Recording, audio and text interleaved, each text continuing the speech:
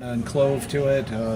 Also, another light, easy drinking. Very light as well. Yes, absolutely. You could tell I was out in the sun today. Yeah, so you wanted something that was a little lighter. Exactly. Now, talk about how when people come in, I'll come in and say, well, I'll look at your list and I don't know. I don't understand all these words. I don't understand these numbers.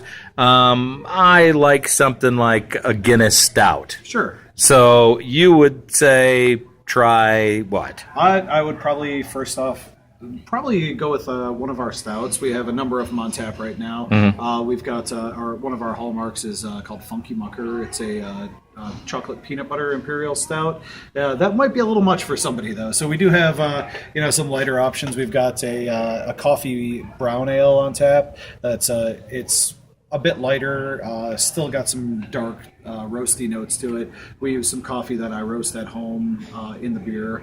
And otherwise, I might advise something like our Osmodeus, which is our Russian Imperial Stout. I will warn people if they're used to drinking something like Guinness that this is kind of like Guinness extract, where if you added a pint of water to your glass, you'll have something a little closer to Guinness. I think a lot of people are actually surprised if they've never had a Guinness before, because I think they think it's being that it's dark, it's going to be very heavy when. In fact, it's quite watery. Exactly. Actually, there's really not a lot to it. Not really, yeah. And I've been told, and I don't know if you can back up this wives' tale that I've heard, that if you go to Ireland, that Guinness there is completely different than what we have here. I don't know if that is the case or not. Never been over there, so Nope. I can't really vouch for that. I've heard the same thing there. Yeah, that they might Americanize it a little bit as far as that's concerned. So now you guys, as I mentioned, are in Romeoville. Pretty easy to find once you know where to look. That is the beauty of Google Maps, though, these days. Yes, for sure. And I've been to some breweries before where it wouldn't matter if you had a treasure map. You couldn't find them. You guys are very easy to find. Yeah, we're one turn right off the main road. That's not too bad compared to some of them. There are some that I've gone 8 different directions before I've finally figured out where they're at. And then when you finally get there, it's packed full of people. Yeah, it's like, how did they get here? Yeah, exactly. And then we couldn't figure out where it was. Yeah, so easy to find on Route 53 in Anderson. Best to Google Metal Monkey Brewing or go to the Facebook page. You will see this on there, and probably by the time that this video is up, Dan will have already shared it on the Metal Monkey page, so you'll be able to click right over, and that will work out really well too. Exactly. Well, let's open up a little of the one that we had open, and we'll show people what that one looks like. Absolutely. I'm gonna move some of this out of our way here. No problem. And you can show how that pours and how it looks. Look at that wonderful color. There you go. So yeah, it's a nice light color, fairly clear. You can't see straight through it, but you can see through it pretty well, I think. Now, tell me what the difference is with, say, something like this, which is relatively clear. We're looking through a plastic glass, obviously. Yeah. I still have a little bit here left from Iron and Glass, and I think this was Sophie. This is Goose Islands. So that might be a bit of a comparison here, too. Let me see if I can hold that up. So that's relatively clear, but there is a little bit of cloudiness there. And that's all based on the filtering, isn't it? Right. Filtering or something we call finings that you use in the beer to kind of clear it up. We don't use any filtering at our brewery. It's all done by, before we go to keg it, we'll chill the beer off as best as we can, and we'll add one of these finings to it that makes some of the particulate matter drop out of suspension.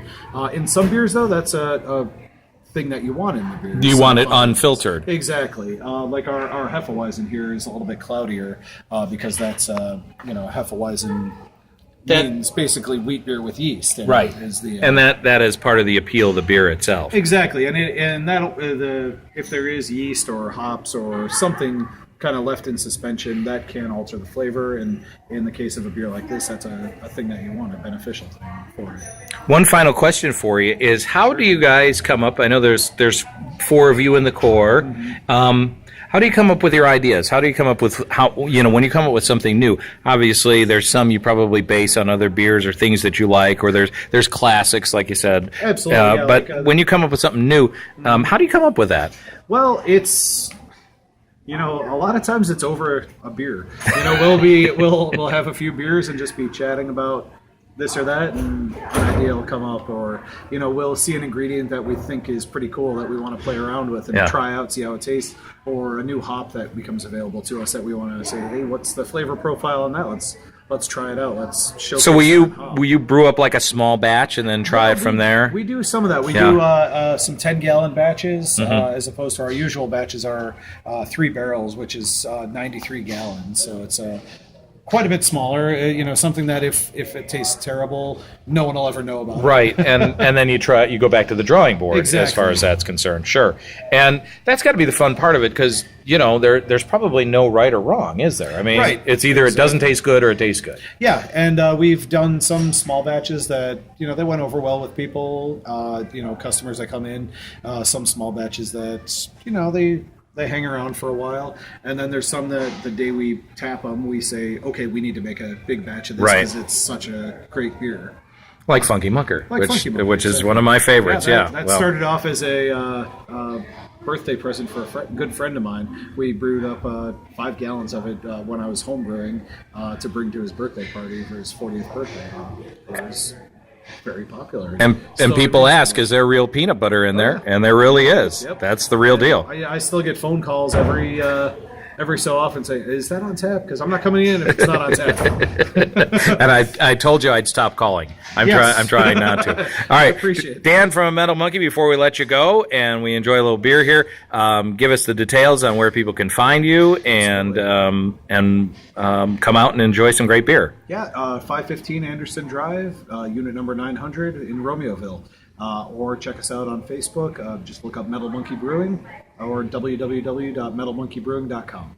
All right, there you go. Thank you so much for coming out. Yeah, thank you for Shall having we, me, Scott. Yes. Cheers. All right, cheers. And we'll see you soon. Thank you so much for watching.